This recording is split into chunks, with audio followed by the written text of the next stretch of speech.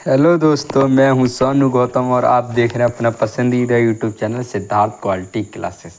इस वीडियो में हम क्लास 10 साइंस का पहला चैप्टर आज शुरू कर रहे हैं, जिसका नाम है रासायनिक अभिक्रिया एवं समीकरण। ये इस चैप्टर का लेक्चर 1 है।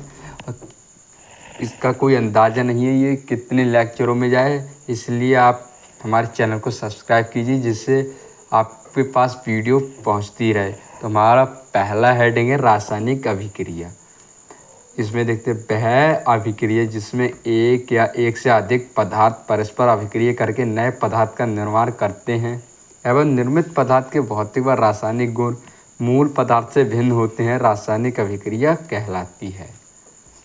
यानी इसका कहने का मतलब है दो पदार्थ हैं जो आपस में अभिक्रिया करके एक नए पदार्थ का निर्माण कर रहे हैं। इस पदार्थ के भौतिक रासायनिक गुण इस पदार्थ से भिन्न हैं। और अगला हेडिंग है रासायनिक अभिक्रिया की पहचान। हम किस प्रकार रासायनिक अभिक्रिया की पहचान कर सकते हैं कि ये रासायनिक अभिक्रिया।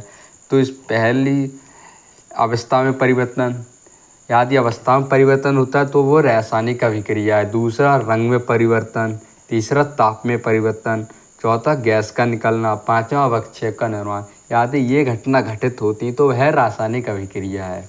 और रासायनिक समीकरण क्या होती है देखते हैं। रासायनिक अभिक्रिया को सूत्र, संकेतों, प्रतीकों से व्यक्त करना रासायनिक समीकरण कहलाता है। यानी रासायनिक अभिक्रिया को ही संकेतों से व्यक्त कर दें तो वो रासायनिक समीकरण कहलाता है। रासायनिक समीकरण के दो भाग होते हैं, पहला अभिकारक, दूसरा उत्पाद। तो हम अभिकारक को देखते हैं।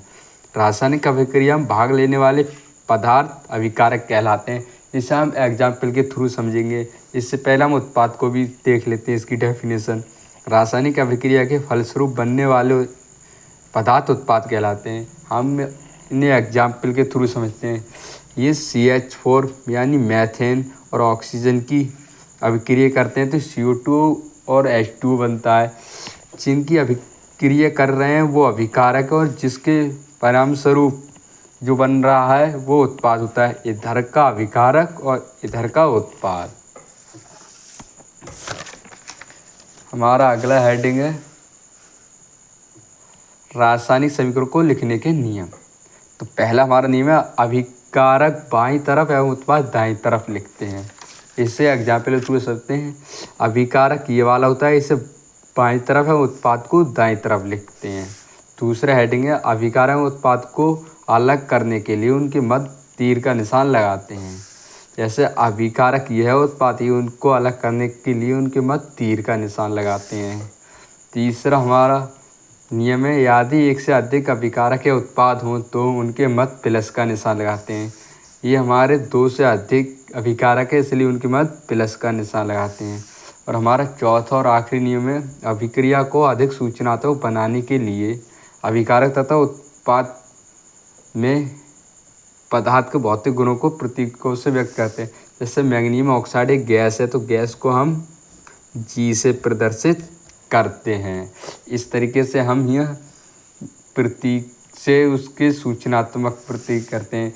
जैसे L से तरल को प्रदर्शित करते हैं, S से गैस ठोस को प्रदर्शित करते हैं, AQ से जलीय विलयन को प्रदर्शित करते हैं और G से गैस को प्रदर्शित करते हैं। हमारा अगला हेडिंग है द्रव्यमान संरक्षण का नियम। जब कोई रासायनिक अभिक्रिया होती है तो न तो द्रव्यमान का सृजन होता ना ही विनाश। इसे ही द्रव्यमान संरक्षण का नियम कहते हैं। और हमारा अगला हेडिंग है संतुलित रासायनिक समीकरण। ऐसी रासायनिक समीकरण जिसमें तीर के दोनों तरफ परमाणु की संख्या समान हो संतुलित रासायनिक समीकरण कहलाती है। इस तरीके से मैग्नीशियम और ऑक्सीजन की अभिक्रिया करने के पश्चात मैग्नीशियम ऑक्साइड बनता है, जिसमें मैग्नीशियम के 2 अणु हैं और ऑक्सीजन के भी 2 अणु। तो इधर भी 2 अणु होने चाहिए। देखो मैग्नीशियम के 2 अणु हैं और ऑक्सीजन के भी 2 अणु हैं, इसलिए संतुलित रासायनिक समीकरण है। हम अपना अगला हेडिंग देखते हैं। हमारा अगला हेडिंग है संतुलित रासायनिक समीकरण की आवश्यकता। समीकरण को संतुलित करना क्यों आवश्यक है। जैसे समीकरण को संतुलित करना आवश्यक है क्योंकि द्रव्यमान संरक्षण के नियम के अनुसार किसी भी रासायनिक अभिक्रिया में द्रव्यमान का ना तो निर्माण होता ना ही विनाश, इसलिए समीकरण को संतुलित करना आवश्यक है। हम अगला हेडिंग देख लेते हैं रासायनिक समीकरण को संतुलित कैसे करें। ये हम अगले लेक्चर में रासायनिक समीकरणों को संतुलित करना सीखेंगे। इसकी एक अलग से भी वीडियो हम आपको प्रोवाइड कर देंगे कि समीकरण को संतुलित कैसे करें। ये एग्ज़ाम में आते हैं। अब मिलते हैं अगली वीडियो में। आज के लिए इतना ही। धन्यवाद।